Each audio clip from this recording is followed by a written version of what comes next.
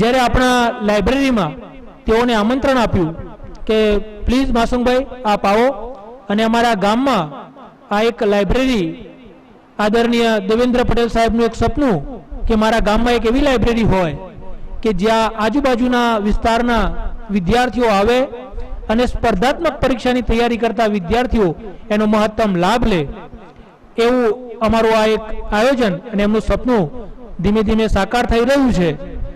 અને પ્રેરણાપરક વ્યાખ્યાનમાળાની આપણી શરૂઆત છેલ્લા 3 મહિનાથી થઈ છે. અને એક ગામડા લેવલે પણ એક અમે આ સેલ્ફ ડિસિપ્લિન કે આપણો આ કાર્યક્રમ શાર્પ 4 વાગે શરૂ થાય અને 4 ને 1 મિનિટ આપણો લાઇબ્રેરીનો દરવાજો બંધ થાય. અને આ આપણી ડિસિપ્લિનને આ ત્રીજા મણકામાં પણ આપણે સફળ થયા છીએ અને બરોબર 4 વાગી રહ્યા છે અને આપણો આ કાર્યક્રમ આજે શરૂ થઈ રહ્યો છે. તો આજના આ કાર્યક્રમમાં ઉપસ્થિત એવા મારા મિત્ર ડોક્ટર માસુમભાઈ નું હું હાર્દિક સ્વાગત.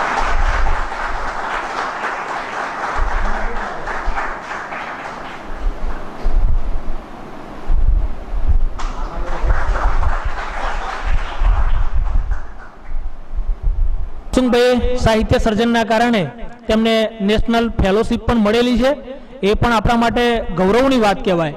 એવા વક્તા આજે આપણને મળ્યા છે.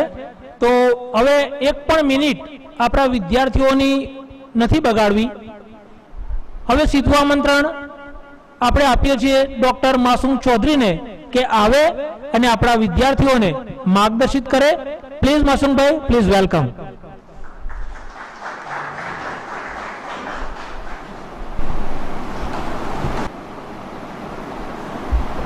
નમસ્તે. આ ઈશ્વરભાઈ મારા વિશે બહુ લાંબો પરિચય આપ્યો, પણ પરિચય આટલો લાંબો ના હોય. કોઈ પણ માણસનો પરિચય કેટલો હોય તો એક જ વાક્યમાં કે આ માણસ છે. બેઝિકલી સમસ્યા શું છે બાબુભાઈ? માણસો નથી ક્યાંય. માણસોની રસોડ કાકા અછત છે દુનિયામાં. તો હું એક માણસ તરીકે કેટલીક વાત તમને કરીશ. એના પહેલાં જે એક ઔપચારિકતા કેટલીક પૂરી કરી દઈએ.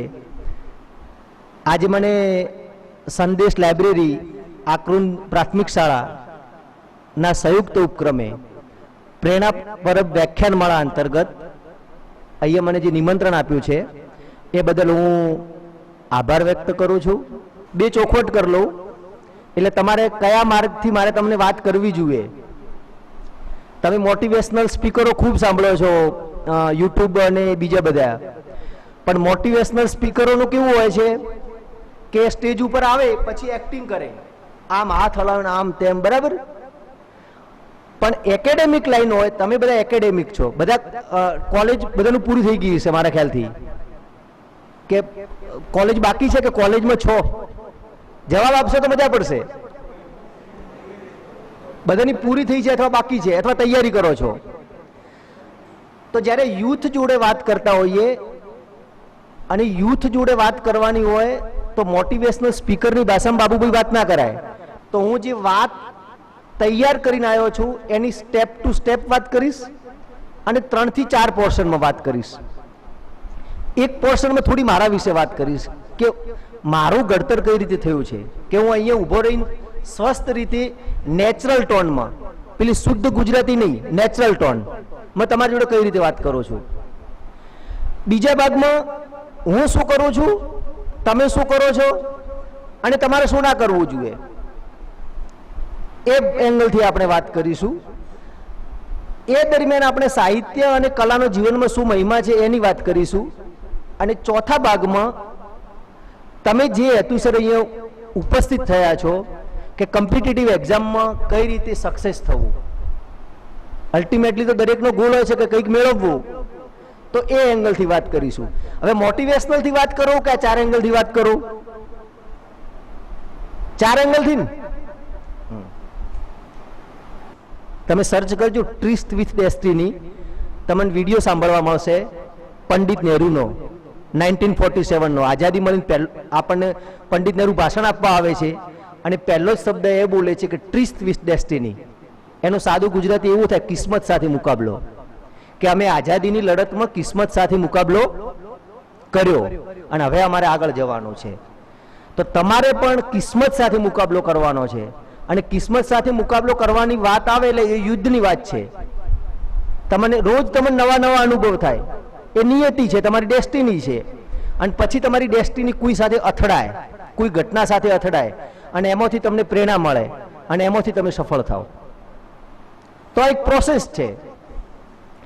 આ પ્રોસેસમાં મને તમે એક સવાલ કરો, સાદો સવાલ, કે તમારા 4 ગમતા લેખક કયા? પહેલો જ મારો પ્રિય લેખક છે જેઓ પોલ સાત્ર, ફ્રેન્ચ ફિલોસોફર છે. અને આ ફ્રેન્ચ ફિલોસોફર દુનિયાનો એકમાત્ર એવો લેખક છે કે હમણાં તમે છેલ્લા દિવસોમાં અઠવાડિયામાં જોયું હશે, નોબેલ પારિતોષિકની જાહેરાત થયેલી. ખબર છે ને બધાને? મેડિસિન, ફિઝિક્સ, લિટરેચર, અને ગઈકાલે નોબેલ પીસ પ્રાઇઝ. આ જો પોલ સાત્ર એક એવો ફિલોસોફર છે કે એણે નોબેલ પારિતોષિક સ્વીકારવાની ના પાડી. અમાઉન્ટ કેટલી હોય છે? હાલ 8 કરોડ છે. એ જમાનામાં 8 કરોડનો એ રેશિયો હશે. અને એને ના કેમ પાડી? નોબેલ પારિતોષિકની કોઈ ના પાડે? એને એટલા માટે ના પાડી, એનું જે સાદું નિવેદન છે કે હું એટલા માટે ના પાડું છું, એનું હું તમને બીટવીસને લાઈન કહું તો એણે એવું કીધું કે આ એવોર્ડ હું એટલા માટે નથી સ્વીકારતો કે માય નેમ ઇઝ જો પોલ સાત્ર, અને જો હું આ એવોર્ડ સ્વીકારું અને ભવિષ્યમાં ક્યાંય જઉં તો મારા નામની આગળ એવું લાગશે, નોબેલ પ્રાઇઝ વિનર જો પોલ સાત્ર. એટલે મારા નામની ઉપર જે આવરણ આવે છે, જે છત આવે છે, કે જે ટેગ આવે છે, એ ટેગ મને ના જુએ. હું જે સ્વતંત્ર છું માણસ તરીકે, એ ઇનફ છું. માય નેમ ઇઝ જો પોલ સાત્ર. એટલે મારી આસપાસ કશું ના જુએ. આપણી ટેગ લાગે છે ને કે ઈશ્વરભાઈ આચાર્ય. આચાર્ય ઈશ્વરભાઈ અગત્યના કે માણસ ઈશ્વરભાઈ અગત્યના? તો આ મારો પહેલો જ પ્રિય લેખક છે, જો પોલ સાત્ર. અને એનું એક બહુ જાણીતું વિધાન છે, જે તમે હાલ બધા ભ્રમિત થઈ રહ્યા છો અલગ અલગ અંધશ્રદ્ધાઓ કે મિથના નામે કે મિથકના નામે.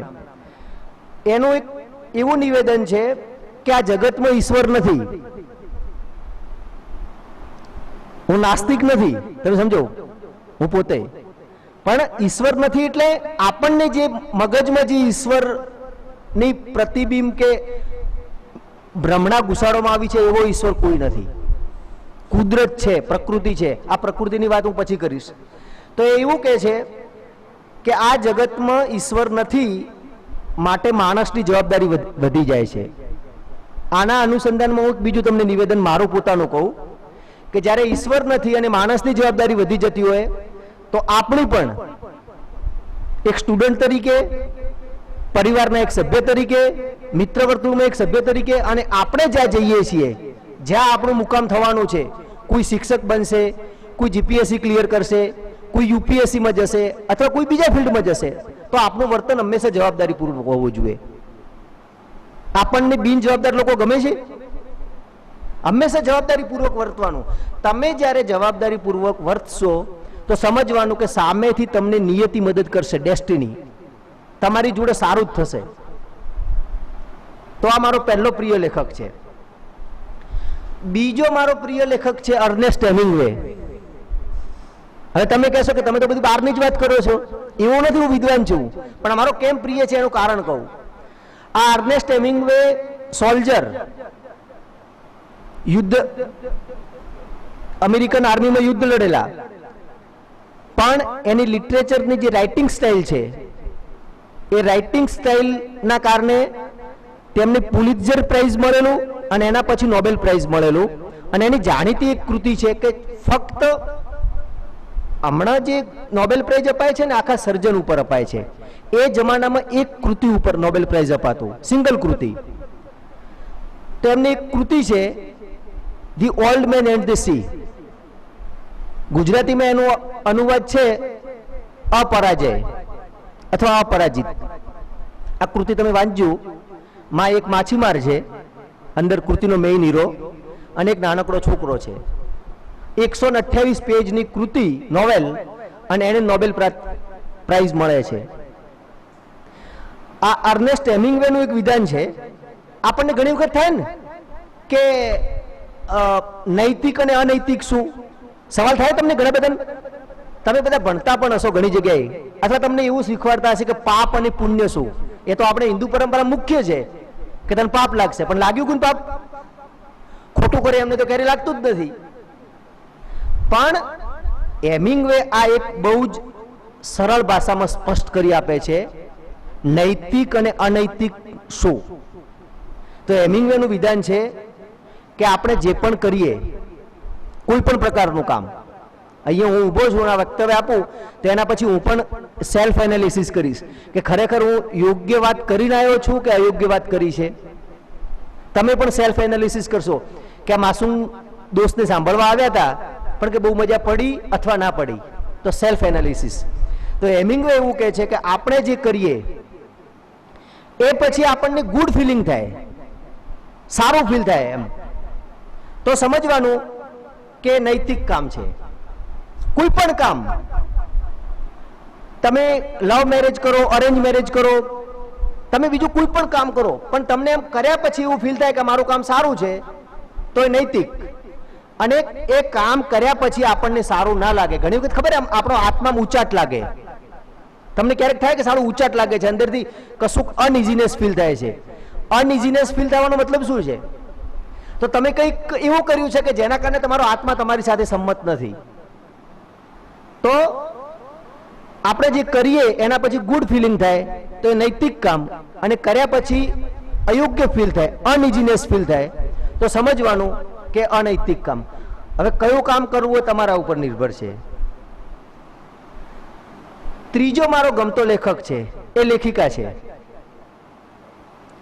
જે ભારતીય સાહિત્યમાં અચાનક આવે છે, અને જેમ એક સરોવર હોય અને અંદર વિષનું બૂંદ પડે ને, જેમ દૂધમાં લોહીનું ટપકું પડે ને આખું દૂધ છે ને રેડિશ કલરનું થઈ જાય, એમ ભારતીય સાહિત્યમાં પ્રસરી આખી એમ અચાનક ચમત્કાર થાય છે કે આ આવી લેખિકા આવી શકે, આટલું બોલ્ડ લખી શકે. અને સ્ત્રી લેખિકા અમૃતા પ્રીતમ, પંજાબી લેખિકા,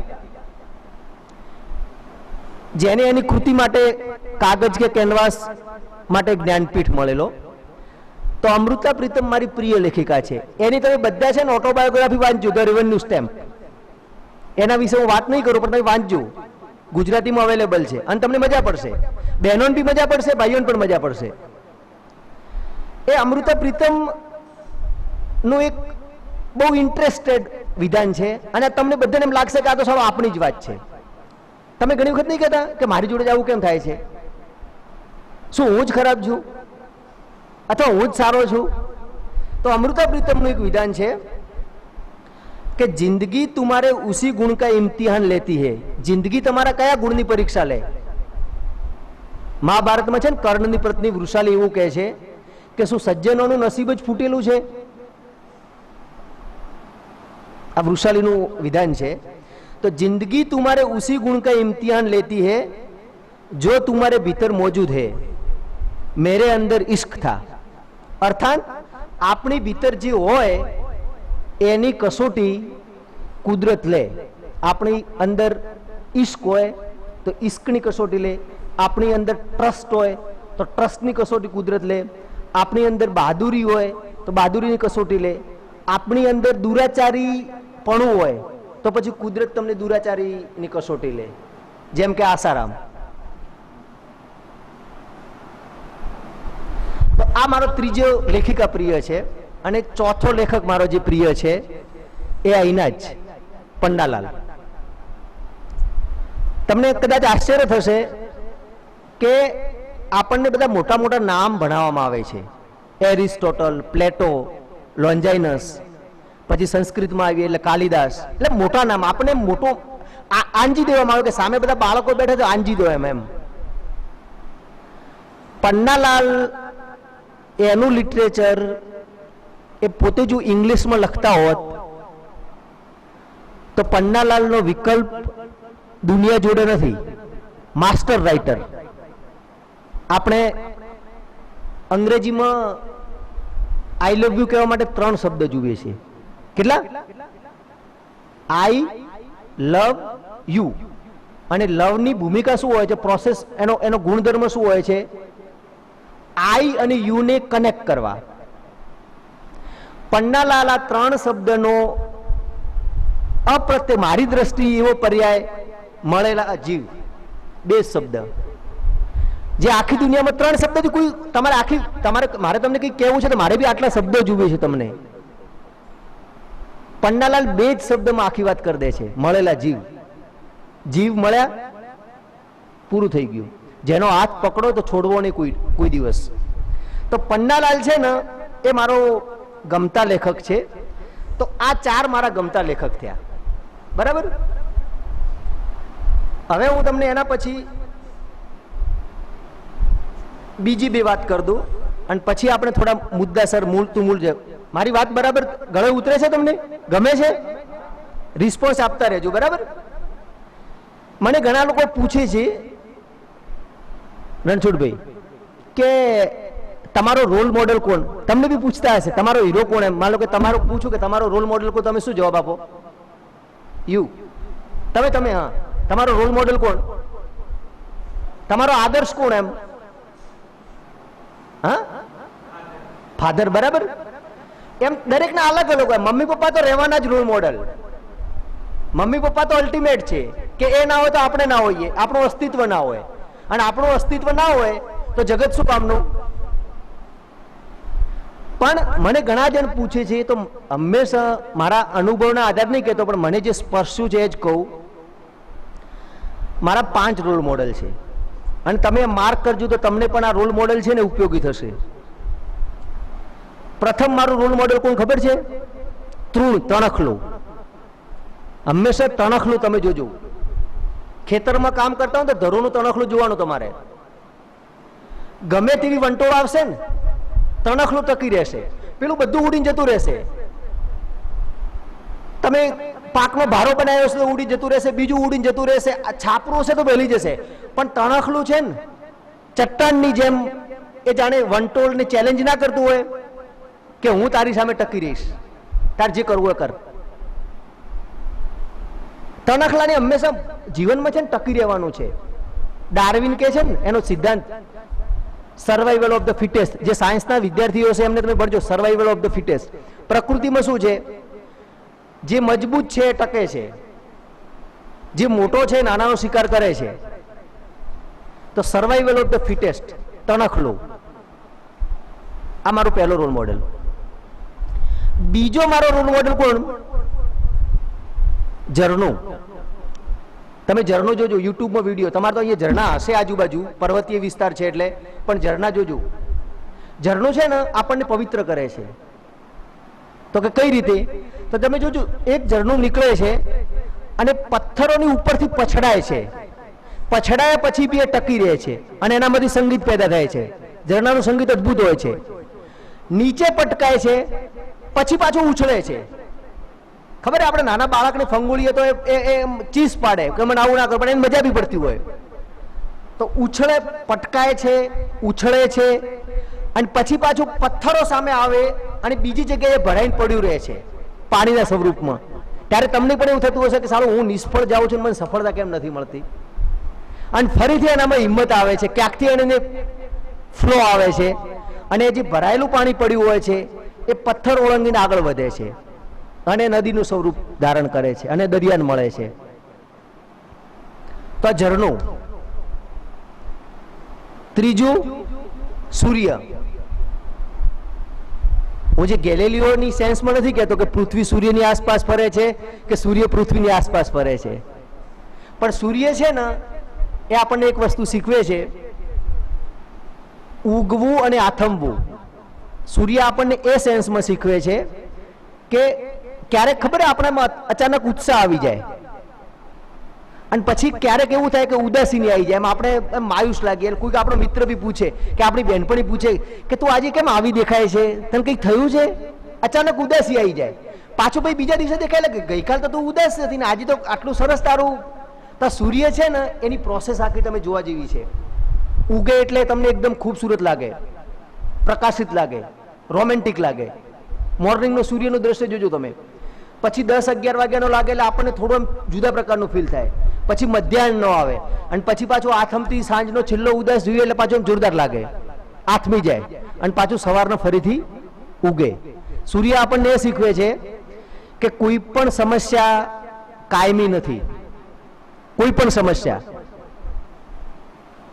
સમસ્યા કાયમી નથી.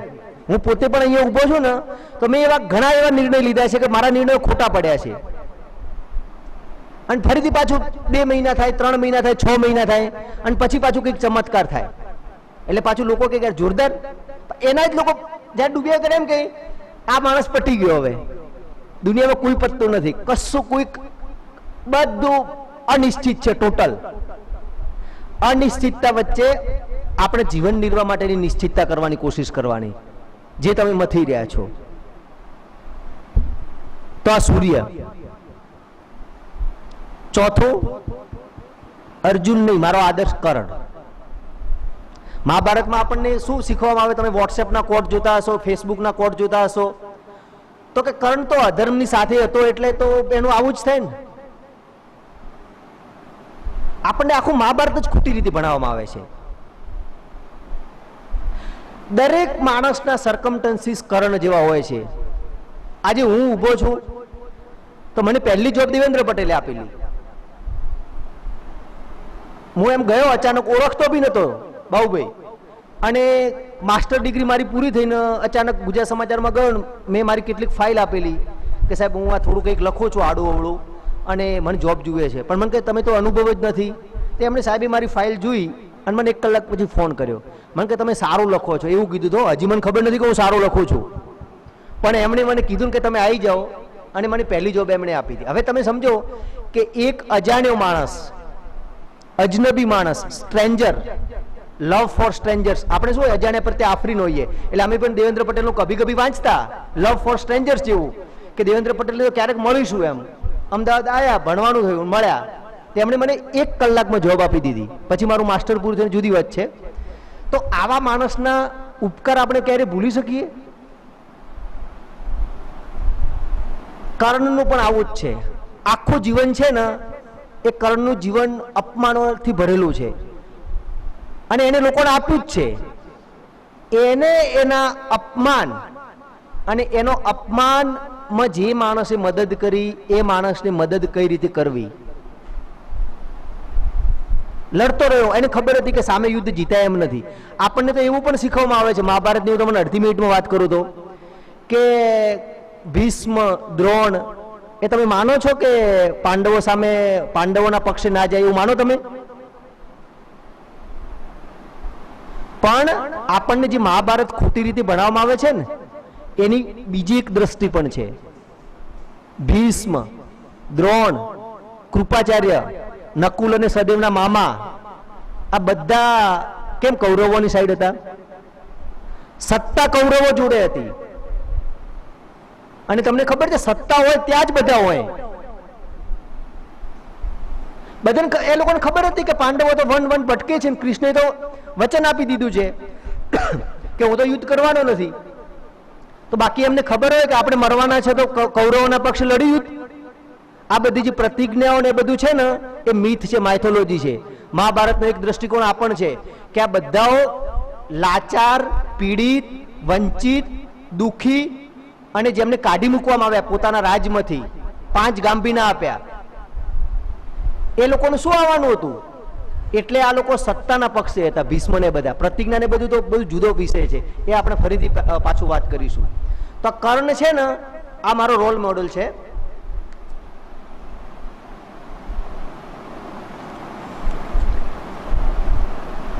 અને 5મો મારો રોલ મોડલ મારી માં.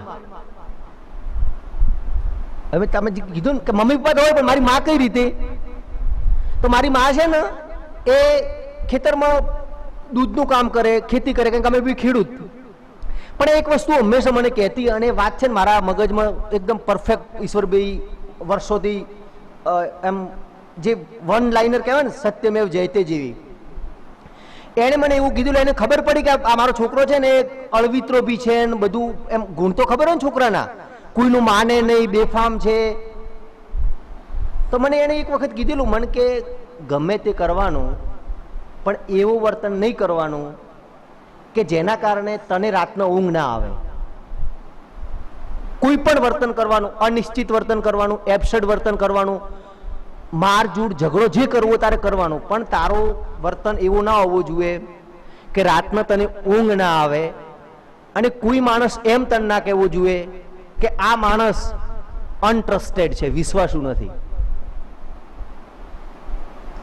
આ 5 મારા રોલ મોડેલ. આ 5 રોલ મોડેલ ઇનફ છે ને? આ 2 તબક્કાની વાત થઈ. હવે હું તમને ત્રીજો અને ચોથા તબક્કામાં લઈને જઉં છું. ત્રીજા તબક્કામાં તમારી વાત કરું, જે તમે જે તૈયારી પરીક્ષાની કરી રહ્યા છો એના વિશેની વાત, બરાબર.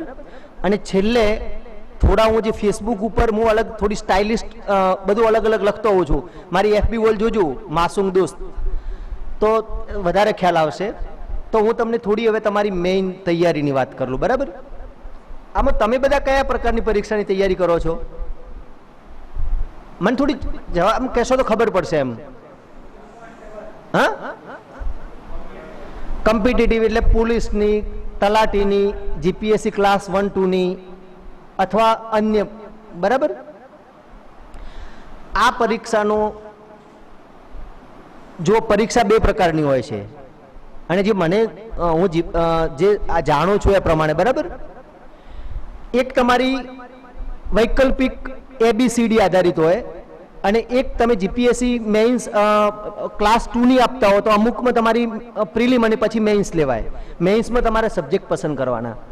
તો આના રિલેટેડ હું તમને કેટલીક વાત કરું છું અને તમે આ વાત છે ને એકદમ હું કરું એકદમ નક્કર છે, તમને ઉપયોગી થશે. તો પહેલા છે ને તમારે જ્યારે બી આ કોમ્પિટિટિવ એક્ઝામની તૈયારી તમે કરો છો ત્યારે તમારે પેન અને નોટ હંમેશા હાથમાં રાખવાના. પેન અને નોટ એ તો તમને ખબર છે. બીજું, તમારો જે એક્ઝામ લેવાની છે એનો સિલેબસની હાર્ડ કોપી હાથવગ રાખવાની. એમ સિલેબસની જે હાર્ડ કોપી હોય ને એ તમારે હાથવગ રાખવાની. તમને ઇતિહાસ હોય, ભારતીય બંધારણ હોય, ભારતીય સંસ્કૃતિ હોય, ગુજરાતી લિટરેચર હોય, કમ્પ્યુટર સ્ટડી હોય, XYZ. પણ તમારું જે ઓપ્શનલ પેપર હોય છે એમાં તમે ક્યાંથી માર્ક્સ કલેક્ટ કરી શકો ને હું તમને આઈડિયા કેટલાક આપી દઉં, બરાબર. એમાંથી તમને ક્યાંક મારી વાત ઉપયોગી થશે. જેમ કે આ લોકો તમને ગૂંચવી કઈ રીતે, પેપરમાં તમને ગૂંચવતા હશે કે આ જવાબ કે આ જવાબ. તો અમુક સબ્જેક્ટ એવા છે જેમ કે બંધારણ રિલેટેડ પ્રશ્નો છે, સાયન્સ રિલેટેડ પ્રશ્નો છે, કમ્પ્યુટર રિલેટેડ પ્રશ્નો છે. તો આનો શક્ય હોય ને તો સરળ અંગ્રેજી કોપી હોય ને તો પણ હાથવગી રાખવાની. જેમ કે 2019ની GPSCની આસિસ્ટન્ટ પ્રોફેસરની પરીક્ષામાં એક સવાલ પૂછાયો, સાદો સવાલ હતો અને પ્રશ્ન હું લઈને આવ્યો છું ને એમાં બધા લોકોના મેં ભાઈ ચેક પણ ત્યાં કરાયું હતું મારા સંપર્કો દ્વારા કે આ જવાબ કેટલા લોકોએ સાચો લખ્યો છે. તો 1% લોકો સાચા હતા ફક્ત. કેટલા? 1%. અને સવાલ હતો કે ભારતના બંધારણની કલમ 383 હેઠળ હિન્દીને સંઘની ખાલી જગ્યા ભાષા જાહેર કરી છે. હિન્દીને સંઘની, સંઘ એટલે યુનિયન, ભારતીય સંઘ, પ્રજાસત્તાક ભારત. 4 ઓપ્શન હતા: રાષ્ટ્રભાષા, સંઘની અધિકૃત ભાષા, રાજભાષા, ડી સંઘની વહીવટી ભાષા અને ઈ એક પણ નહીં. સાદો સવાલ છે ને, સિમ્પલ છે ને, તમને બધાને આવડે છે. તમે કયો જવાબ આવે છે? સાદો સવાલ છે ને. આ તમને કઈ રીતે ગૂંચવે છે એટલે હું તમને આ જે બેઝિક કે બરાબર તમે વાંચો ને ત્યારે આપણી નજર છે ને શબ્દ ઉપર હોવી જોઈએ, વાક્ય ઉપર નહીં, કોમ્પિટિટિવ એક્ઝામની તૈયારી માટે. હવે આમાં જે લોકોએ અંગ્રેજી બંધારણ જોયું તો બંધારણની મને બી પહેલા એવું હતું કે બંધારણ આટલું જાડું હશે કારણ કે આટલું આંતે, પણ પછી ખબર પડી કે બંધારણ તો આટલું બહુ જ નાનું છે, બહુ આટલું આમ તમે બહુ મોટું નથી. પછી હવે આનો જવાબ શું આવે છે? આપણને રાષ્ટ્રભાષા તો ખબર છે કે બધા એમ કહે કે હિન્દી અમારી રાષ્ટ્રભાષા છે, પણ તમને ખબર છે કે દ્રવિડિયન સંસ્કૃતિના રાજ્યો વિરોધ કરે છે કે તેમને હિન્દી આવડતી જ નથી. આપણને એમ થાય કે રાજભાષા છે. ત્રીજું આપણને એમ થાય કે સંઘની વહીવટી ભાષા છે. પણ ઓરિજિનલ બંધારણ આર્ટિકલ 343 માં એનો ઉલ્લેખ શું છે ખબર? જે લોકોએ આ વિધાન વાંચ્યું હોય એનો જવાબ જ સાચો પડે. The official language of the union shall be Hindi in Devanagari script. Official language એટલે અધિકૃત ભાષા. ગૂંચવાઓ કે ના ગૂંચવાઓ? એટલે બંધારણને લગતા જે કલમો છે મહત્વની, જીપીએસસી એક્ટની હોય, યુપીએસસી એક્ટની હોય, હિન્દી રિલેટેડ હોય, ક્રિમિનલ પ્રોસિજરની એક્ટ, તો એમાં અંગ્રેજી વાક્ય જોઈ લેવાનું તમારે. આવી કોઈ મહેનત કરે, આવી 10 પ્રકારની મહેનત થાય એટલે તમે બીજા કરતા 10 માર્ક્સ આગળ જતા રહો. કેટલા? અને 10 એટલે મેરિટમાં આવી જાઓ તમે. બીજો એક પ્રશ્ન, તમે 100 માર્ક્સનો માન લો કે પ્રશ્ન આપે છે, તો તમને એમાં ભાગ પાડેલા હોય છે કે થોડા થોડા વેઇટેજ આપે છે. આમાં 10 માર્ક્સનું એક તમારો ક્વેશ્ચન એવા હોય છે જનરલ સ્ટડીના. જનરલ સ્ટડી એટલે શું? Current affairs. હવે તમે તો કરંટ અફેર્સમાં બધા જાણકાર છો, રોજ છાપો વાંચો છો, આ વાંચો છો, તે વાંચો, બધું બરાબર ને? પણ કરંટ અફેર્સમાં તમે તૈયારી કરતા હો તો શું ધ્યાન રાખવાનું એ હું તમને કહી દઉં. એક સવારના શક્ય બને તો દૂરદર્શનના અડધો કલાકના ન્યૂઝ સાંભળવાના, 7 થી 7:30 અથવા રેડિયો ન્યૂઝ સાંભળવાના. અને છેલ્લા 3-4 મહિનામાં આપણા ભારત સરકારની ગતિવિધિ, અહીંયા હું નરેન્દ્ર મોદીની વાત નથી કરતો, ભારત સરકારની ગતિવિધિ, પ્રાઇમ મિનિસ્ટરની ગતિવિધિ, પ્રેસિડેન્ટની ગતિવિધિ, અને એમાંથી તમને એ લોકો ક્યાં પકડે જનરલ સ્ટડીમાં, તો તમારે છાપામાં શું વાંચવું એના ઉપર બી હું આવું છું. એ લોકો તમને ક્યાં પકડે કે હમણાં મોદી ક્યાં ગયા હતા? અમેરિકા. બરાબર? અને તમારી 2 મહિના પછી એક્ઝામ આવવાની હોય તો કોઈ પણ એક જગ્યાથી એ પ્રશ્ન પૂછાવાની 100% ખાતરી. એ પ્રશ્ન તમને કેવો પૂછે ખબર? QUAD, Quad. આ એક સંગઠન છે અને આ સંગઠનમાં 4 દેશો છે: અમેરિકા, ઇન્ડિયા, જાપાન અને USA. હવે આની સાથે એક ઉપર એ લખેલું હોય અને બીજામાં પછી એ લખેલું હોય કે વડાપ્રધાન હમણાં યુએસની મુલાકાતે ગયા હતા, તો ઓક્સ સંગઠનમાં કયા કયા દેશો છે? AUKUS. અને તમને ઓપ્શન બરાબર આપેલા હોય કે વડાપ્રધાન અમેરિકા ગયા એટલે અમેરિકા તો હોય જ, ભારતના વડાપ્રધાન ગયા એટલે ભારત પણ હોય જ, બીજું એમ કે યુકેના અને અમેરિકાના રિલેશનમાં બ્રિટન પણ હોય જ, આ બંને ખાસ છે, અને ત્રીજું એમ કે ઓસ્ટ્રેલિયા પણ હોય. તમને ગૂંચવવા માટે લોકો શું પૂછે ખબર કે ઓક્સ સંગઠન છે ને, આ બધા પહેલા પાને ન્યૂઝ આવતા હોય છે અખબારમાં, તો આ સંગઠનો નવા નવા હોય છે. બ્રિક્સ આવ્યું તો બ્રિક્સ એ વખતના પ્રશ્ન પૂછાનો હોય, આ ક્વાડ આવ્યું તો ક્વાડ 6 મહિના પહેલાનો પ્રશ્ન હોય, આ ઓક્સ છે તો હવે પછી વાળા માટે હોય, કેમ કે વડાપ્રધાન હમણાં જ જઈને આવ્યા છે. તો કે આમાં કયો દેશ નથી, અને તમને ઓપ્શન આપેલા હોય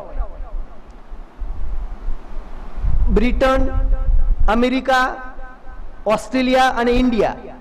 આ ઓક્સ સંગઠનમાં કયો દેશ નથી? તમને થાય કે ના થાય? આ તમને ગૂંચવે ત્યારે તમે જે વડાપ્રધાન ગયા છે ને એમાં બરાબર માઇનોર વાંચવું હોય તો એક નિવેદન વાંચવા મળે કે ઓસ્ટ્રેલિયા કે અમેરિકાના રાષ્ટ્રપતિ કે બ્રિટનના પ્રાઇમ મિનિસ્ટરે કહ્યું છે કે આ ઓક્સ સંગઠનમાં અમે ભારતને લેવાની વિચારણા કરી રહ્યા છીએ. આનો જવાબ આવે કે ઇન્ડિયા આમાં નથી. તો આ જ પ્રકારના સમાચાર છે આખા વાંચવાના, અને એમાંથી ના મળે તો ન્યૂઝ પોર્ટલ ઉપર જવાનું, પણ ડિટેલ આ બધા સંગઠનો એ રીતનું હોય છે. હવે ત્રીજો એક ક્વેશ્ચન છે, આ તમને અખબારો વાંચવાની રીત જ સમજાવું છું. ગઈકાલે નોબેલ પીસ પ્રાઇઝની જાહેરાત થઈ, અને કોને 2 મળ્યા તો તમને ખબર છે? આ થોડું જાણતા રહેવાનું. ડાયરી મેં કેમ પેન કીધું કે જેવા સમાચાર આવે તો 2, એક રશિયન જર્નલિસ્ટ અને એક ફિલિપાઇન્સ જર્નલિસ્ટ, એક મારિયા રેસા અને એક દિમિત્રી મારાટોવ. તમને આ લોકો ફસાવા માટે કેવો પ્રશ્ન પૂછે? હવે આ 2 પીસ પ્રાઇઝ જર્નલિસ્ટ છે એટલે એવું પૂછે કે નોબેલ પીસ પ્રાઇઝ 2021માં મારિયા રેસા અને દિમિત્રી મુરાટોવને મળ્યા છે, તો 2020નો રેમન મેગ્સેસે એવોર્ડ કયા જર્નલિસ્ટને મળ્યો હતો? ભારતીય જર્નલિસ્ટને. આ પ્રશ્ન આ રીતે કનેક્ટ કરે તમને.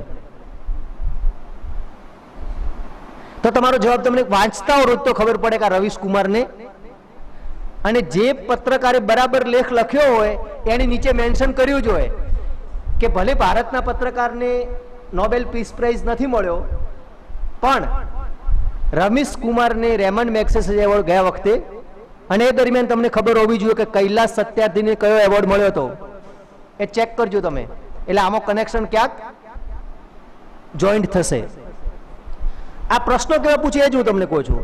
હવે માન લો કે મેડિસિનનો નોબેલ પ્રાઇઝ, તો મેડિસિનના નોબેલ પ્રાઇઝ બે જણને મળ્યા, ડેવિડ જુલિયસ અને અર્ડમ પોટાપોટ્સમ. હવે આમાં અગત્યનું શું છે? આ મને મેડિસિનનો એવોર્ડનું કેમ મારા માટે અગત્યતા છે કે એ મેડિકલ સાયન્સના કેટલાક રહસ્યો હતા એ ખોલી નાખ્યા છે.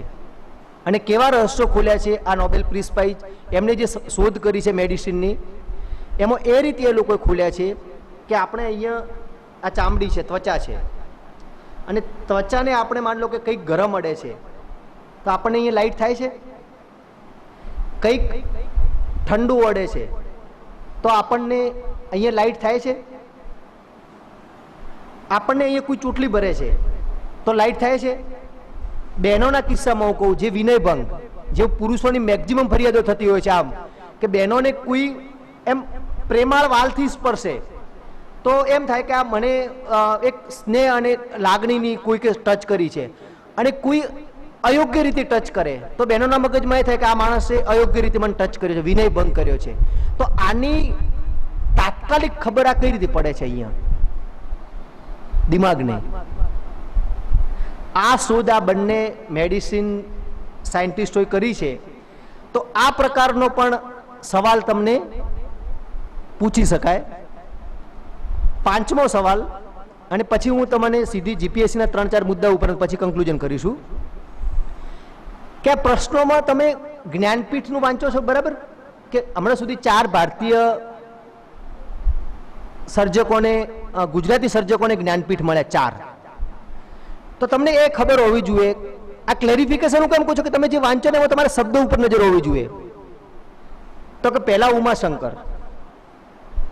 હવે ઉમાશંકરને તમને પ્રશ્ન પૂછો ને ત્યારે તમને બરાબર ખબર હોવી જોઈએ કે ઉમાશંકરને જે વખતે જ્ઞાનપીઠ મળ્યો હતો 1967માં નિશિત માટે, ત્યારે તમને મારા જેવો પેપર સેટર હોય, કદાચ હું પેપર સેટર છું કે નહીં ખબર નથી, હોય તો શું થાય કે એમ પૂછે કે ઉમાશંકર સાથે કયા સર્જકને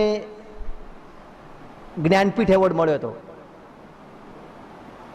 તો તમે ઉમાશંકરનો કોષ્ટક વાંચ્યું હોય ને તો તમને બરાબર ખબર હોય કે ઉમાશંકરની સાથે એક કન્નડ લેખક કેવી પુટપ્પા ને રામાયણ દર્શનમમાં મળ્યો હતો. તો આ રીતે તમને એ લોકો કહે. પણ પછી એ લોકો એમ પણ કહે, બીજો પ્રશ્ન, કે આમાંથી કયા 2 સર્જકોને કૃતિ માટે મળ્યો છે અને કયા 2 સર્જકોને તેમના સમગ્ર સાહિત્ય માટે મળ્યો છે, 4 માંથી.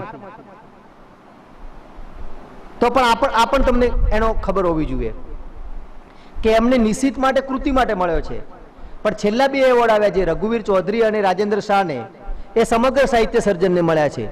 તો એનું કારણ એવું છે કે મને એક્ઝેક્ટ સાલ યાદ નથી, પણ 1985 પછી કમિટી નક્કી કર્યું, જ્ઞાનપીઠ કમિટીએ, કે ભાઈ એવોર્ડ છે ને એક કૃતિ માટે નહીં પણ સમગ્ર સાહિત્ય માટે આપવા જોઈએ.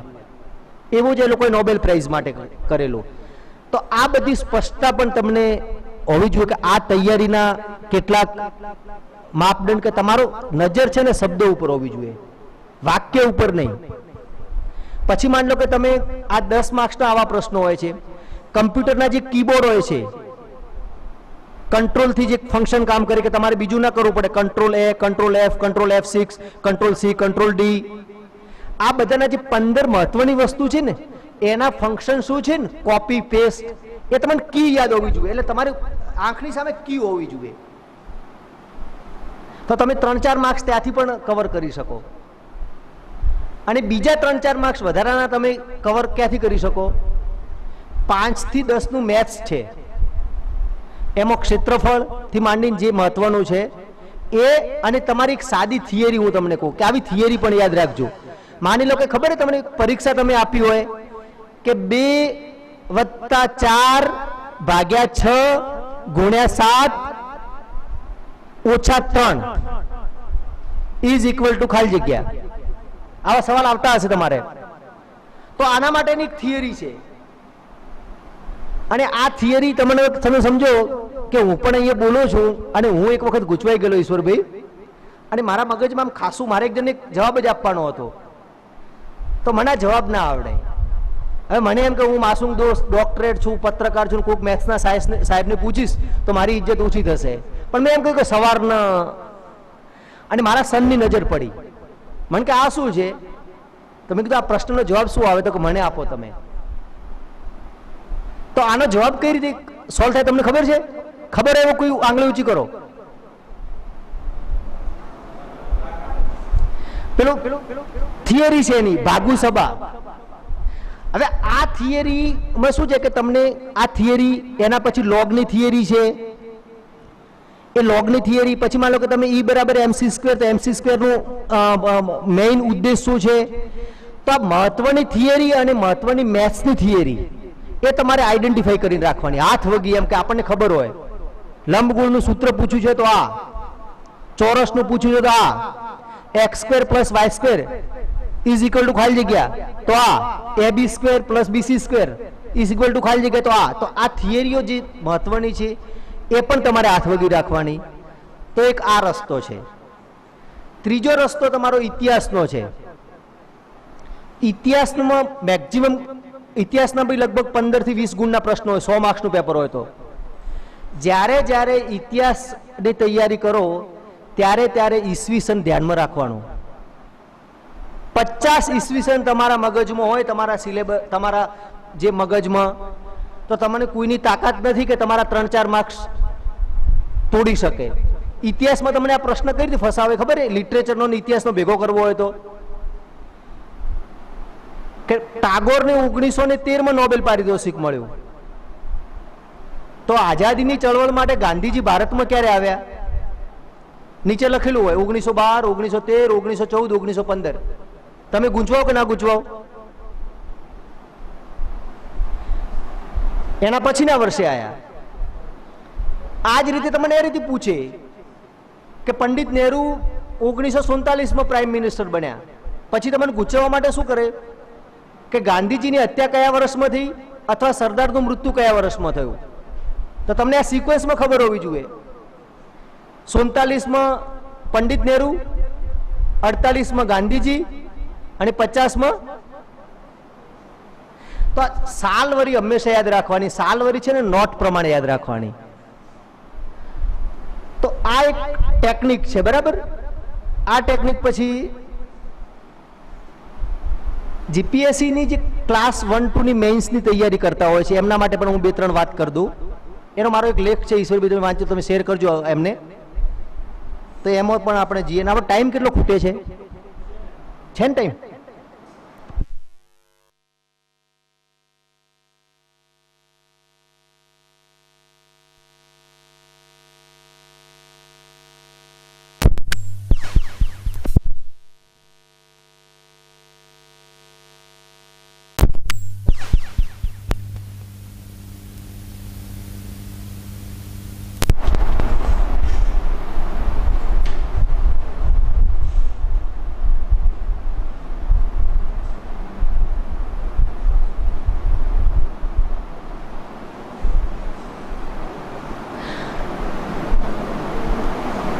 એક મુદ્દો એવો છે કે જ્યારે કોમ્પિટિટિવ એક્ઝામ આપણે તૈયારી કરતા હોઈએ, જ્યાં સુધી આપણને પ્રોપર જોબ ના મળે ત્યાં સુધી તમને શું વાંચવું એના કરતાં શું ન વાંચવું ને ખબર હોવી જોઈએ.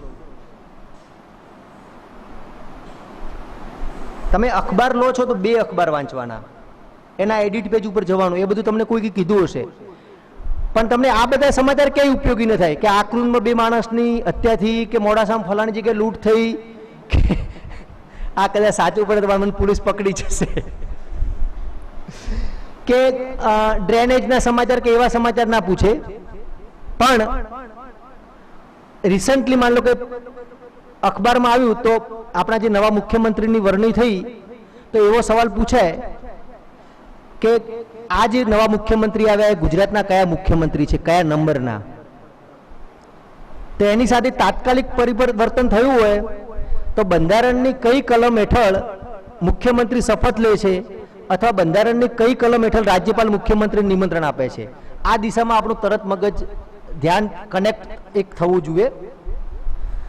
પછી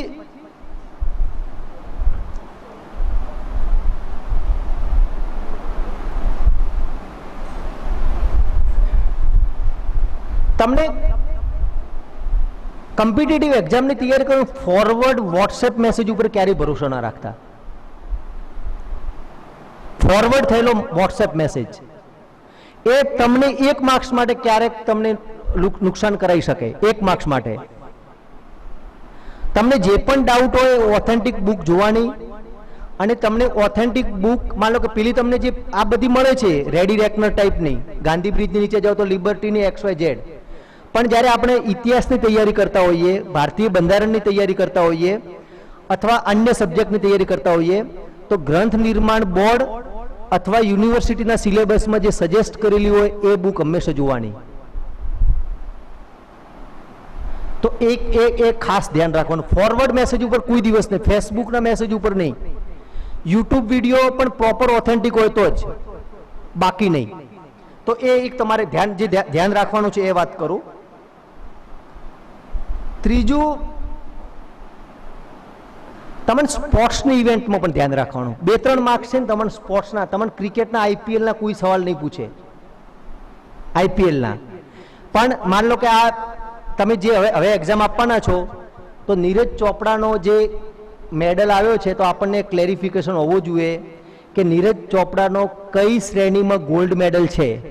આ એક શ્રેણી એવી છે કે જેમાં ભારતનો પહેલો ગોલ્ડ મેડલ છે. આ શ્રેણી તમે શોધી કાઢજો. આગળ બધા આવ્યા છે ગોલ્ડ મેડલ, પણ હોકીમાં આખી સંયુક્ત ટીમની રીતે આવ્યા છે. નીરજ ચોપડાનો ગોલ્ડ મેડલ આ તમે શોધ્યો ને મને મેસેજ કરજો તો મને આનંદ થશે કે મારા મેં જે વાત કરી તેમાં તમે કંઈક શોધ્યું છે. તો આ મેડલની શ્રેણી પણ આપણને એક ધ્યાન રાખતો. સ્પોર્ટ્સની ઇવેન્ટમાં પણ તમે ધ્યાન માઇનોરી રાખવાનું. પછી તમે ઇન્ટરવ્યુ કઈ આપવા જાઓ ને, ઇન્ટરવ્યુ, તો આપણને એવો ભ્રમ હોય છે કે ઇન્ટરવ્યુમાં આપણને કેવા સવાલ પૂછશે. કોઈએ ઇન્ટરવ્યુ ફેસ કરેલું છે આમાંથી? કર્યો તો આગળ ઊંચી કરો. હા, તો આની હું તમને 2-3 મિનિટની વાત કરું. ઇન્ટરવ્યુમાં શું છે, તમે સામેની ખુરશી બેસો છો તો તમારા હાથ છે ને મુમેન્ટ, આ મુમેન્ટ એકદમ સ્થિર રહેવી જોઈએ. આમ આંગળી ના હલવી જોઈએ. સામેની પેનલ 5 જણની હોય છે અને બધા હોશિયાર હોય છે તો તમારી આંગળી બીજી ના હલવી જોઈએ. પણ હું તમને ઇન્ટરવ્યુની ટ્રેપમાં કઈ રીતે ના ફસાવું ને એની 2-3ની ટ્રીક બતાવું તમને. એ તમને માની લો કે પૂછે, માની લો કે તમને પૂછે બરાબર કે તમે પરિચય આપો, એટલે પરિચયમાં નામ ના આપવાનું હોય, પણ પછી એમ પૂછે કે તમે ગ્રેજ્યુએશન શેમાં કર્યું, તો તમે શું જવાબ આપો? હા, ડેરી ટેકનોલોજી.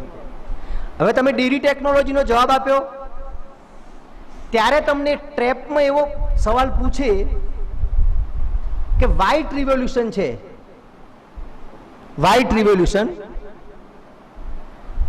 એ વ્હાઇટ રિવોલ્યુશનમાં પછી તમને એમ પૂછે કે વ્હાઇટ રિવોલ્યુશન ના પાયોનિયર કોણ? હવે કુરિયન તમને કહે બરાબર, તો કે તમે ત્રિભુવનદાસ પટેલને ઓળખો છો, તો તમને આ સિક્વન્સ ખબર હોવી જોઈએ. એના પછી આ તો સાદો સવાલ છે, પછી તમને જે ફસાવે એ કહું. તમને બેન માન લો કે પૂછ્યું કે તમારો હોબી કયો, તો તમે શું જવાબ આપો? તમારો રસનો વિષય કયો? Technology, account. અને તમે શું વાંચો એવું પૂછે તો એકાઉન્ટન્સીમાં પૂછે તો તમને એ સવાલમાં એની સાથે એ સવાલ આવી શકે. રિસન્ટલી તમે ગયા હો કે 2020નું, અથવા તમે ભારતના 2 ઇકોનોમિસ્ટને નોબેલ પ્રાઇઝ મળ્યા છે, તો તમને એની ખબર છે? અમર્ત્ય સેન અને લાસ્ટ જે આગળના વર્ષમાં US પણ આપણા ઇન્ડિયાના હતા એ બેનર્જી. તો આ તમને ટ્રેપમાં લઈ જાય. હું પૂછું કે મને શું ગમે, તો કે અર્નેસ્ટ હેમિંગવે. તો કે અર્નેસ્ટ હેમિંગવેની 5 નવલકથાના નામ બોલો તમે. હવે મને ગમે તો મને ખબર હોવી જોઈએ ને. હું એમ કહું કે મને પન્નાલાલ ગમે છે તો મને એમ કે પન્નાલાલની 5 વાર્તા બોલો, તો મને ખબર તો હોવી જોઈએ ને. તો તમે જે બોલો ને એવો જવાબ આપવાનો કે એને 5-25 વસ્તુ આપણે જાણીએ છીએ. અને ઇન્ટરવ્યુ ભવિષ્યમાં કોઈ ફેસ કરો ને, જવાબ ના આવડતો હોય તો સ્પષ્ટ ના પાડજો, સ્પષ્ટ ચોખ્ખો. તમે 10 જવાબ ના પાડીને પણ સિલેક્ટ થઈ શકો અને 5 ખોટા અને 5 સાચા જવાબ આપીને સિલેક્ટ ના થઈ શકો. નથી આવડતું તો એવું કહેવાનું કે મને આના વિશે ખ્યાલ નથી. જ્યારે પણ ઇન્ટરવ્યુમાં જાઓ ત્યારે કદી ગોળ ગોળ જવાબ નહીં, સ્પષ્ટ એકદમ ચોખ્ખો. મેથ્સમાં 1 + 1 = 2. તો આ ઇન્ટરવ્યુનું ધ્યાન રાખજો. અને છેલ્લે જે મારે તમને મહત્વની વાત કરવાની છે, વાત કરીને પૂરું કરી દઈએ, બરાબર? જે પાછું જીવનલક્ષી વાત, એમ કે લેખક છું તો જીવનની વાત તો કરવી પડે ને. તો આ સૂર્ય. ચોથું, અર્જુન નહીં, મારો આદર્શ કર્ણ. મહાભારતમાં આપણને શું શીખવામાં આવે? તમે વોટ્સએપના કોડ જોતા હશો, ફેસબુકના કોડ જોતા હશો, તો કે કર્ણ તો અધર્મની સાથે હતો એટલે તો એનું આવું જ થાય ને. આપણને આખું મહાભારત જ ખોટી રીતે ભણાવવામાં આવે છે. દરેક માણસના સર્કમસ્ટન્સીસ કર્ણ જેવા હોય છે. આજે હું ઊભો છું તો મને પહેલી જોબ દેવેન્દ્ર પટેલે આપેલી. હું એમ ગયો, અચાનક ઓળખતો બી નતો બાબુભાઈ, અને માસ્ટર ડિગ્રી મારી પૂરી થઈને અચાનક ગુજરાત સમાચારમાં ગયો. મેં મારી કેટલીક ફાઇલ આપેલી કે સાહેબ હું આ થોડું કંઈક લખું છું આડું અવળું અને મને જોબ જુએ છે. પણ મને કહે તમે તો અનુભવ જ નથી. તે એમણે સાહેબે મારી ફાઇલ જોઈ અને મને 1 કલાક પછી ફોન કર્યો. મને કે તમે સારું લખો છો એવું કીધું. તો હજી મને ખબર નથી કે હું સારું લખું છું, પણ એમણે મને કીધું કે તમે આવી જાઓ, અને મને પહેલી જોબ એમણે આપી હતી. હવે તમે સમજો કે એક અજાણ્યો માણસ, અજનબી માણસ, સ્ટ્રેન્જર, લવ ફોર સ્ટ્રેન્જર્સ. આપણે શું અજાણ્યા પર તે આફરીન હોઈએ, એટલે અમે પણ દેવેન્દ્ર પટેલનું કભી કભી વાંચતા, લવ ફોર સ્ટ્રેન્જર્સ જેવું, કે દેવેન્દ્ર પટેલને તો ક્યારેક મળીશું એમ. અમદાવાદ આવ્યા, ભણવાનું થયું, મળ્યા, તેમણે મને 1 કલાકમાં જોબ આપી દીધી. પછી મારું માસ્ટર પૂરું થઈને જુદી વાત છે. તો આવા માણસના ઉપકાર આપણે ક્યારે ભૂલી શકીએ? કર્ણનું પણ આવું જ છે. આખું જીવન છે ને એ કર્ણનું જીવન અપમાનોથી ભરેલું છે, અને એને લોકોને આપ્યું જ છે. એને એના અપમાન અને એનો અપમાનમાં જે માણસે મદદ કરી એ માણસને મદદ કઈ રીતે કરવી, લડતો રહ્યો. એને ખબર હતી કે સામે યુદ્ધ જીતાય એમ નથી. આપણને તો એવું પણ શીખવવામાં આવે છે મહાભારતની, હું તમને અડધી મિનિટમાં વાત કરું તો, કે ભીષ્મ, દ્રોણ, એ તમે માનો છો કે પાંડવો સામે પાંડવોના પક્ષે ના જાય એવું માનો તમે? પણ આપણને જે મહાભારત ખોટી રીતે ભણાવવામાં આવે છે ને, એની બીજી એક દ્રષ્ટિ પણ છે. ભીષ્મ, દ્રોણ, કૃપાચાર્ય, નકુલ અને સદેવના મામા, આ બધા કેમ કૌરવોની સાઈડ હતા? સત્તા કૌરવો જોડે હતી. અને તમને ખબર છે સત્તા હોય ત્યાં જ બધા હોય. બધાને એ લોકોને ખબર હતી કે પાંડવો તો વન ભટકે છે, કૃષ્ણે તો વચન આપી દીધું છે કે હું તો યુદ્ધ કરવાનો નથી. તો બાકી એમને ખબર હોય કે આપણે મરવાના છે તો કૌરવોના પક્ષે લડી યુદ્ધ. આ બધી જે પ્રતિજ્ઞાઓ ને એ બધું છે ને એ મિથ છે, માઇથોલોજી છે. મહાભારતનો એક દ્રષ્ટિકોણ આ પણ છે કે આ બધાઓ લાચાર, પીડિત, વંચિત, દુઃખી અને જેમને કાઢી મૂકવામાં આવ્યા પોતાના રાજમાંથી, 5 ગામ ના આપ્યા, એ લોકોનું શું આવવાનું હતું? એટલે આ લોકો સત્તાના પક્ષે હતા, ભીષ્મ ને બધા. પ્રતિજ્ઞા ને બધું તો બધું જુદો વિષય છે, એ આપણે ફરીથી પાછું વાત કરીશું. તો કર્ણ છે ને, આ મારો રોલ મોડલ છે.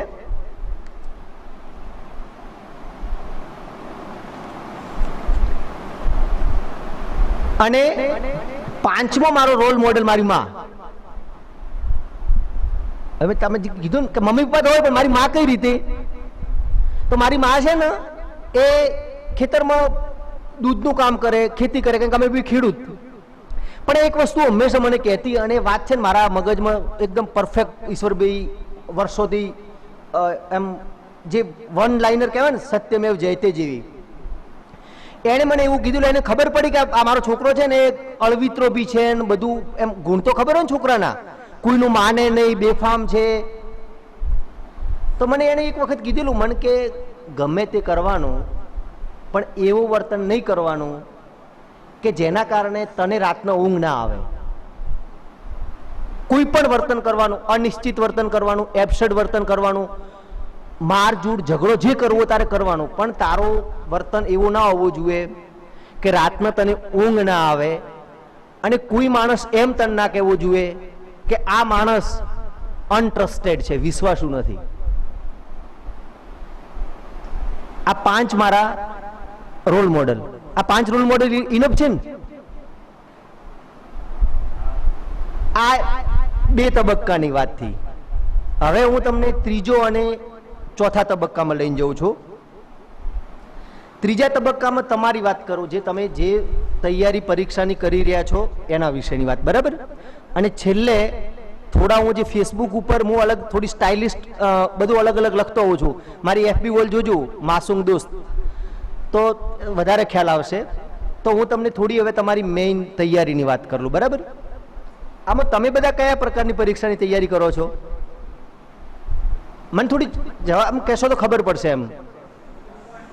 હા, કોમ્પિટિટિવ એટલે પોલીસની, તલાટીની, GPSC ક્લાસ 1 2 ની અથવા અન્ય, બરાબર? આ પરીક્ષાનો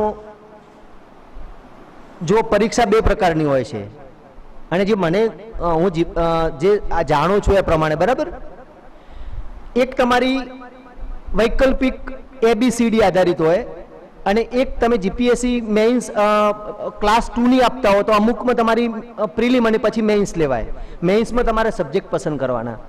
તો આના રિલેટેડ હું તમને કેટલીક વાત કરું છું અને તમે આ વાત છે ને એકદમ હું કરું ને એકદમ નક્કર છે, તમને ઉપયોગી થશે. તો પહેલા છે ને તમારે જ્યારે બી આ કોમ્પિટિટિવ એક્ઝામની તૈયારી તમે કરો છો ત્યારે તમારે પેન અને નોટ હંમેશા હાથમાં રાખવાના. પેન અને નોટ એ તો તમને ખબર છે. બીજું, તમારો જે એક્ઝામ લેવાની છે એનો સિલેબસની હાર્ડ કોપી હાથવગ રાખવાની. એમ સિલેબસની જે હાર્ડ કોપી હોય ને એ તમારે હાથવગ રાખવાની. તમને ઇતિહાસ હોય, ભારતીય બંધારણ હોય, ભારતીય સંસ્કૃતિ હોય, ગુજરાતી લિટરેચર હોય, કમ્પ્યુટર સ્ટડી હોય, XYZ. પણ તમારું જે ઓપ્શનલ પેપર હોય છે એમાં તમે ક્યાંથી માર્ક્સ કલેક્ટ કરી શકો ને હું તમને આઈડિયા કેટલાક આપી દઉં, બરાબર? એમાંથી તમને ક્યાંક મારી વાત ઉપયોગી થશે. જેમ કે આ લોકો તમને ગૂંચવી કઈ રીતે, પેપરમાં તમને ગૂંચવતા હશે કે આ જવાબ કે આ જવાબ. તો અમુક સબ્જેક્ટ એવા છે જેમ કે બંધારણ રિલેટેડ પ્રશ્નો છે, સાયન્સ રિલેટેડ પ્રશ્નો છે, કમ્પ્યુટર રિલેટેડ પ્રશ્નો છે. તો આનું શક્ય હોય ને તો સરળ અંગ્રેજી કોપી હોય ને તો પણ હાથવગી રાખવાની. જેમ કે 2019ની GPSCની આસિસ્ટન્ટ પ્રોફેસરની પરીક્ષામાં એક સવાલ પૂછાયો, સાદો સવાલ હતો અને પ્રશ્ન હું લઈને આવ્યો છું ને એમાં બધા લોકોના મેં ભાઈ ચેક પણ ત્યાં કરાવ્યું હતું મારા સંપર્કો દ્વારા કે આ જવાબ કેટલા લોકોએ સાચો લખ્યો છે. તો 1% લોકો સાચા હતા ફક્ત. કેટલા? 1%. અને સવાલ હતો કે ભારતના બંધારણની કલમ 383 હેઠળ હિન્દીને સંઘની ખાલી જગ્યા ભાષા જાહેર કરી છે. હિન્દીને સંઘની, સંઘ એટલે યુનિયન, ભારતીય સંઘ, પ્રજાસત્તાક ભારત. 4 ઓપ્શન હતા: રાષ્ટ્રભાષા, સંઘની અધિકૃત ભાષા, રાજભાષા, ડી સંઘની વહીવટી ભાષા અને ઈ એક પણ નહીં. સાદો સવાલ છે ને, સિમ્પલ છે ને, તમને બધાને આવડે છે. તમે કયો જવાબ આવે છે? સાદો સવાલ છે ને. આ તમને કઈ રીતે ગૂંચવે છે એટલે હું તમને આ જે બેઝિક કે બરાબર તમે વાંચો ને ત્યારે આપણી નજર છે ને શબ્દ ઉપર હોવી જોઈએ, વાક્ય ઉપર નહીં, કોમ્પિટિટિવ એક્ઝામની તૈયારી માટે. હવે આમાં જે લોકોએ અંગ્રેજી બંધારણ જોયું તો બંધારણની મને બી પહેલા એવું હતું કે બંધારણ આટલું જાડું હશે કારણ કે આટલું આંતે, પણ પછી ખબર પડી કે બંધારણ તો આટલું બહુ જ નાનું છે, બહુ આટલું આમ તમે બહુ મોટું નથી. પછી હવે આનો જવાબ શું આવે છે?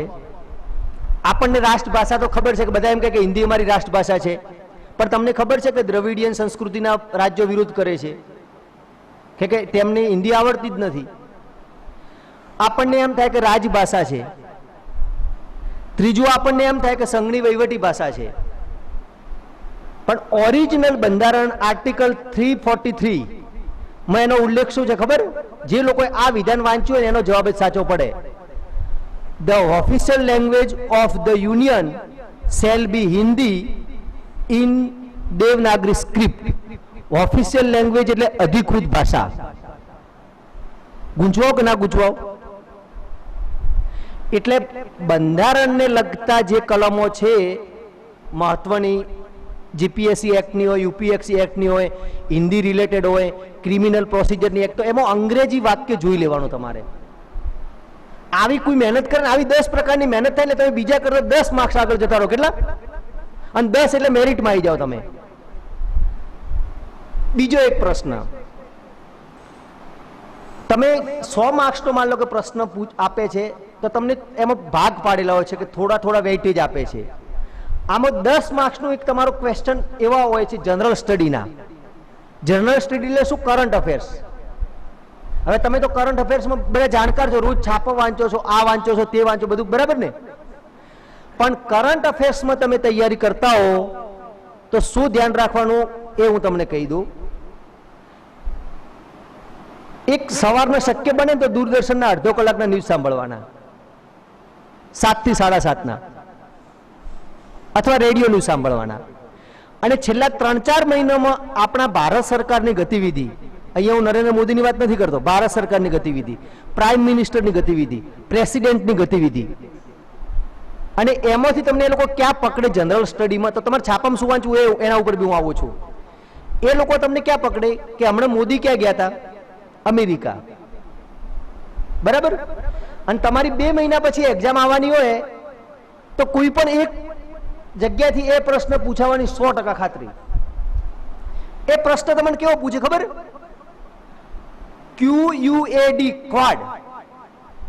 આ એક સંગઠન છે અને આ સંગઠનમાં 4 દેશો છે: અમેરિકા, ઇન્ડિયા, જાપાન અને USA. હવે આની સાથે એક ઉપર એ લખેલું હોય અને બીજામાં પછી એ લખેલું હોય કે વડાપ્રધાન હમણાં યુએસની મુલાકાતે ગયા હતા તો ઓક્સ સંગઠનમાં કયા કયા દેશો છે? AUKUS.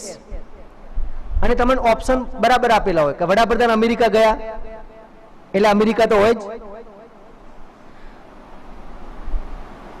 ભારતના વડાપ્રધાન ગયા એટલે ભારત પણ હોય જ,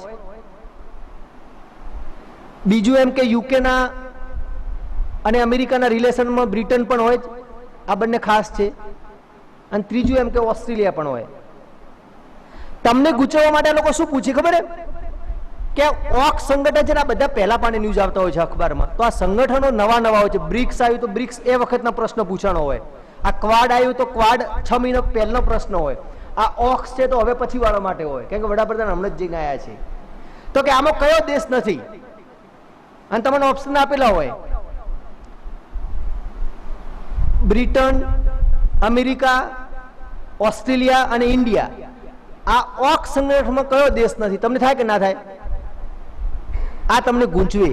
ત્યારે તમે જે વડાપ્રધાન ગયા છે ને એમાં બરાબર માઇનોર વાંચવું હોય તો એક નિવેદન વાંચવા મળે કે ઓસ્ટ્રેલિયા કે અમેરિકાના રાષ્ટ્રપતિ કે બ્રિટનના પ્રાઇમ મિનિસ્ટરે કહ્યું છે કે આ ઓક્સ સંગઠનમાં અમે ભારતને લેવાની વિચારણા કરી રહ્યા છીએ. આનો જવાબ આવે કે ઇન્ડિયા આમાં નથી. તો આ જ પ્રકારના સમાચાર છે આખા વાંચવાના, અને એમાંથી ના મળે તો ન્યૂઝ પોર્ટલ ઉપર જવાનું, પણ ડિટેલ આ બધા સંગઠનો એ રીતનું હોય છે. હવે ત્રીજો એક ક્વેશ્ચન છે, આ તમને અખબારો વાંચવાની રીત જ સમજાવું છું. ગઈકાલે નોબેલ પીસ પ્રાઇઝની જાહેરાત થઈ અને કોને 2 મળ્યા તો તમને ખબર છે? આ થોડું જાણતા રહેવાનું. ડાયરીમાં કેમ પેન કીધું કે જેવા સમાચાર આવે તો 2, એક રશિયન જર્નલિસ્ટ અને એક ફિલિપાઇન્સ જર્નલિસ્ટ, એક મારિયા રેસા અને એક દિમિત્રી મારાટોવ. તમને આ લોકો ફસાવા માટે કેવો પ્રશ્ન પૂછે? હવે આ 2 પીસ પ્રાઇઝ જર્નલિસ્ટ છે એટલે એવું પૂછે કે નોબેલ પીસ પ્રાઇઝ 2021 માં મારિયા રેસા અને દિમિત્રી મુરાટોવને મળ્યા છે તો 2020નો રેમન મેગ્સેસે એવોર્ડ કયા જર્નાલિસ્ટને મળ્યો હતો? ભારતીય જર્નાલિસ્ટને. આ પ્રશ્ન આ રીતે કનેક્ટ કરે તમને,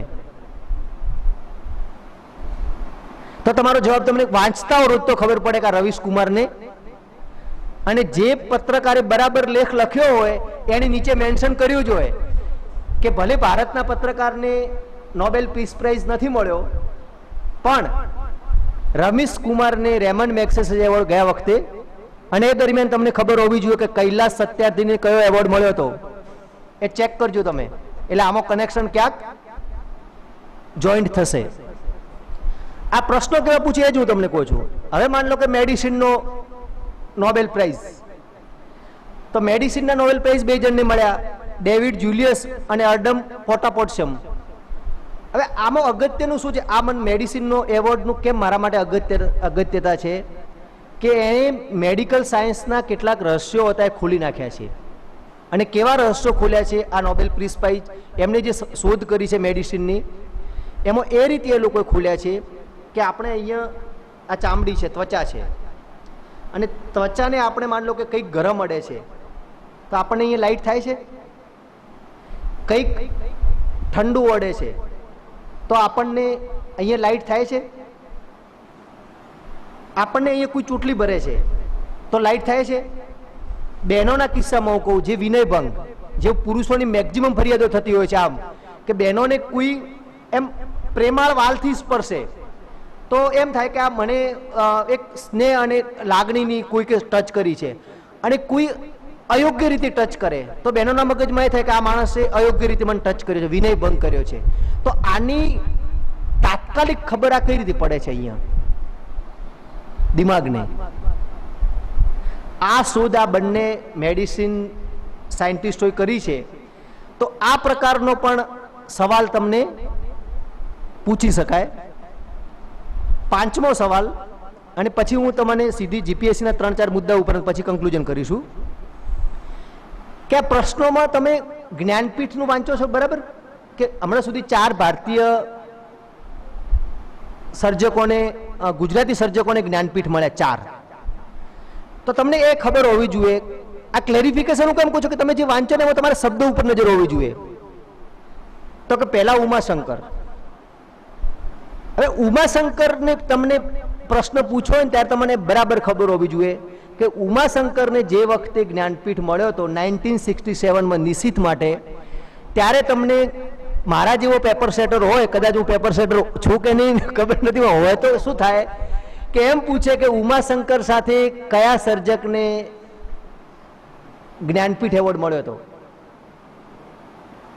તો તમે ઉમાશંકરનો કોષ્ટક વાંચ્યું હોય ને તો તમને બરાબર ખબર હોય કે ઉમાશંકરની સાથે એક કન્નડ લેખક કેવી પુટપ્પા ને રામાયણ દર્શનમમાં મળ્યો હતો.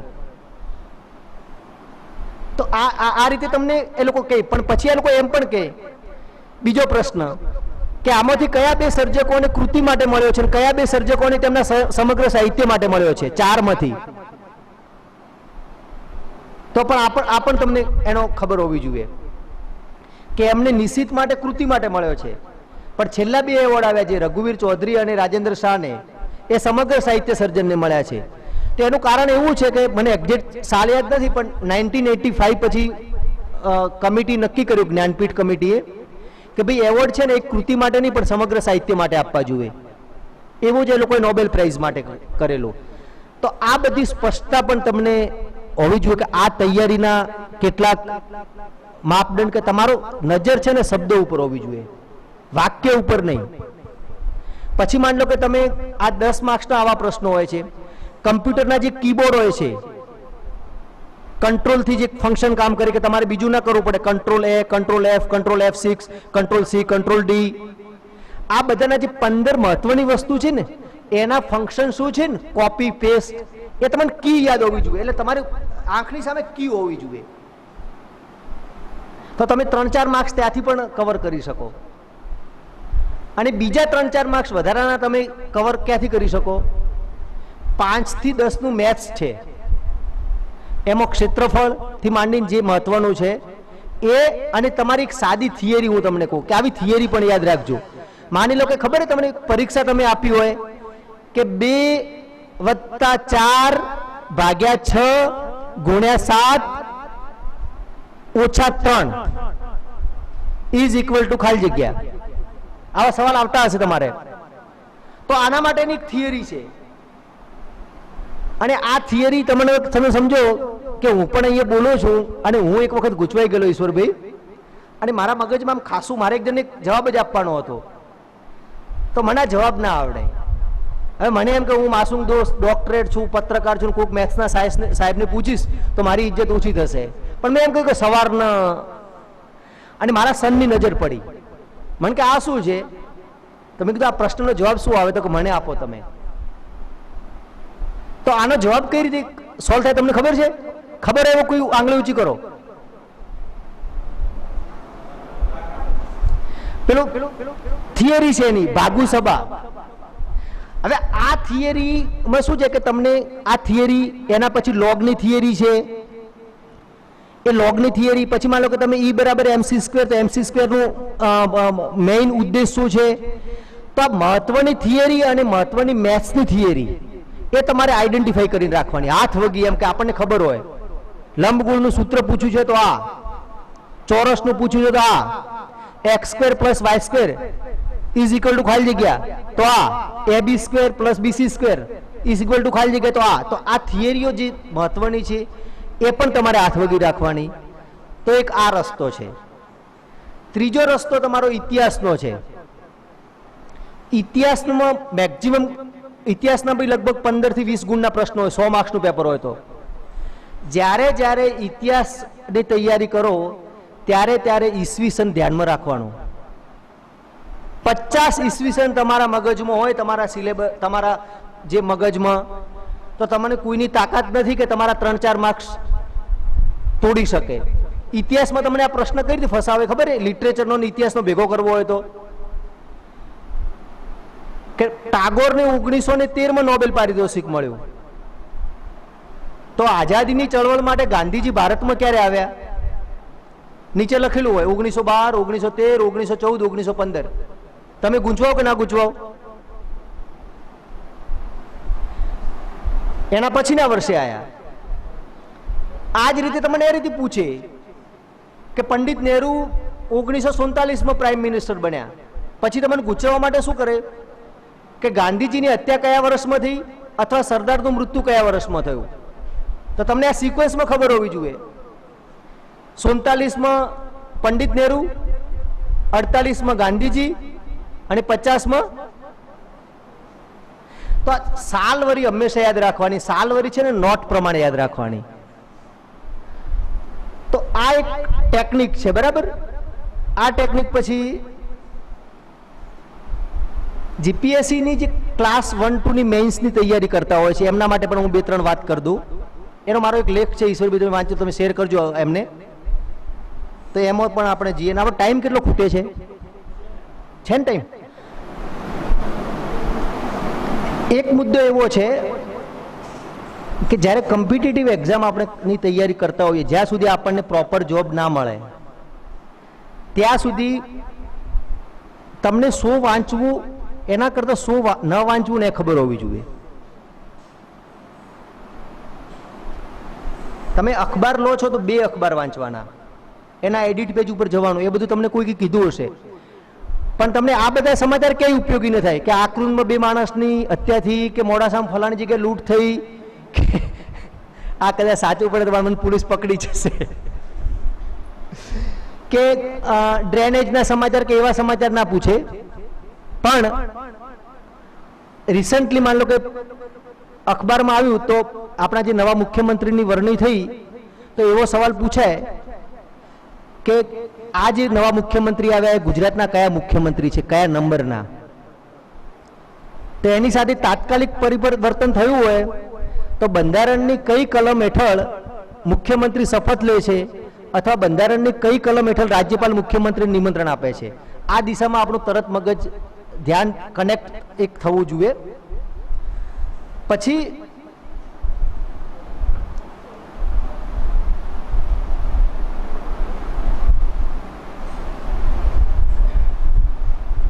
તમને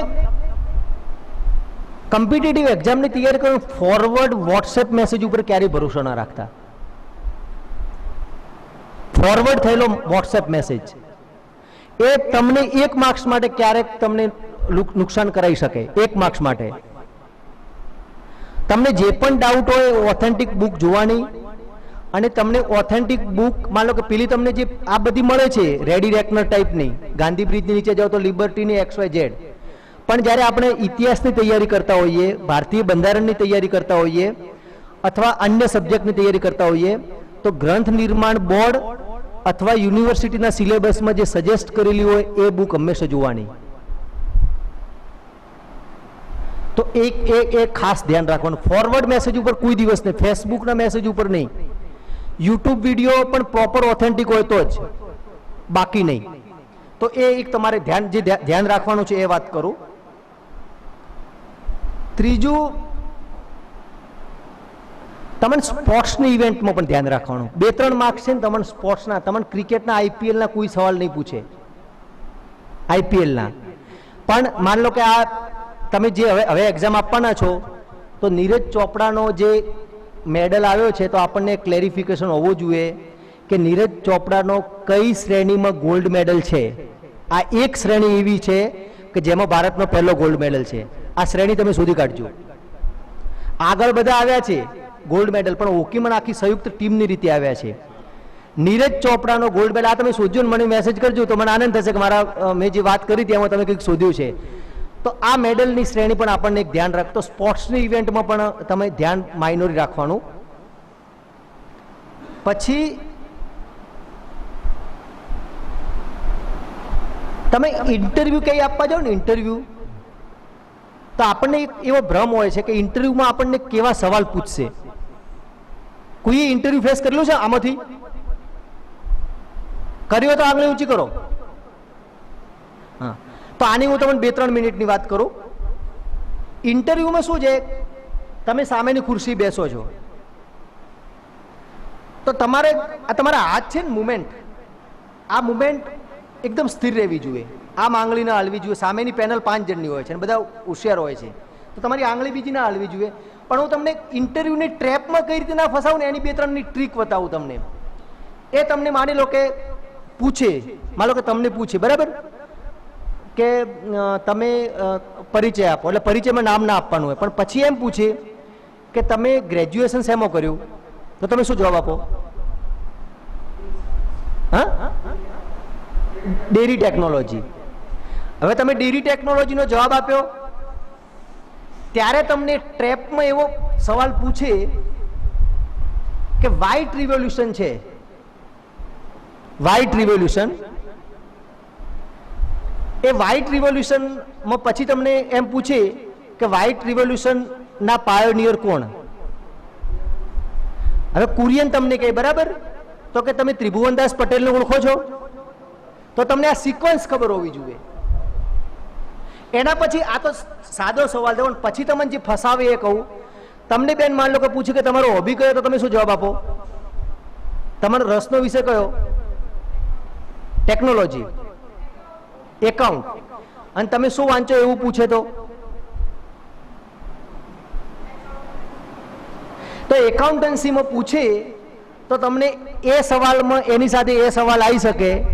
રિસન્ટલી તમે ગયા હો કે 2020નું, અથવા તમે ભારતના 2 ઇકોનોમિસ્ટને નોબેલ પ્રાઇઝ મળ્યા છે, તો તમને એની ખબર છે?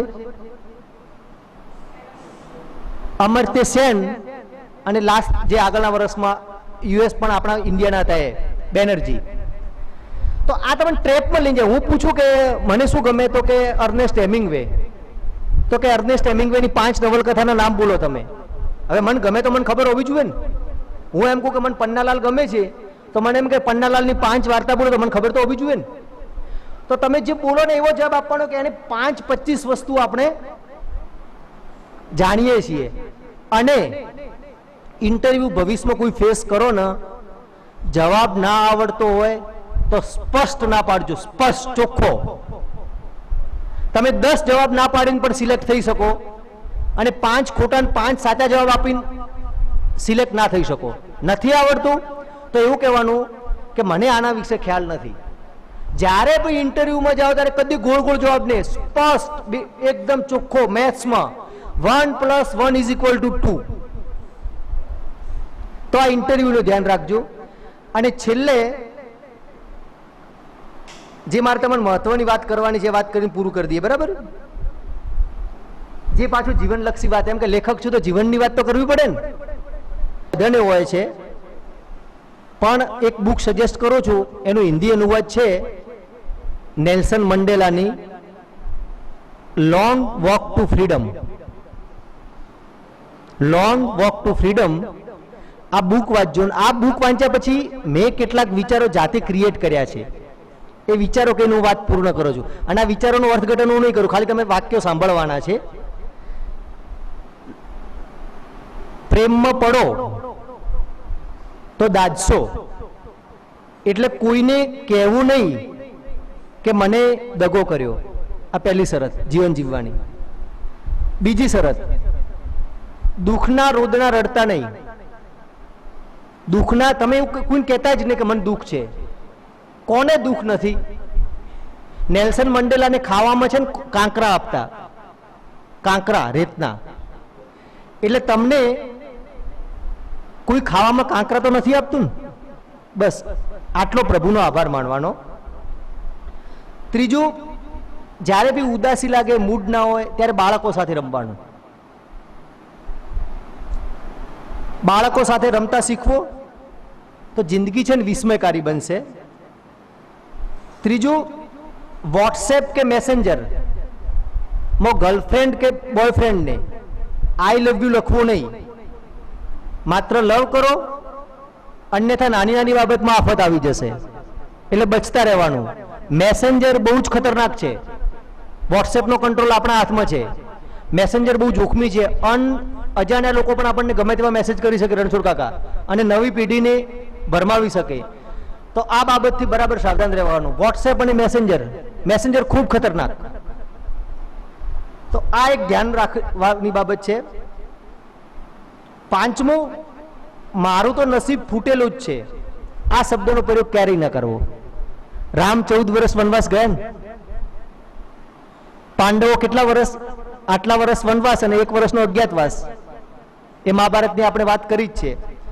તો આ પણ કોઈને ના કહેવું. અને એક દિવસ તને જોઈ લઈશ, આ પણ કદી કોઈને નહીં કહેવું. બધાને જોનાર છે ને ઉપરવાળો છે.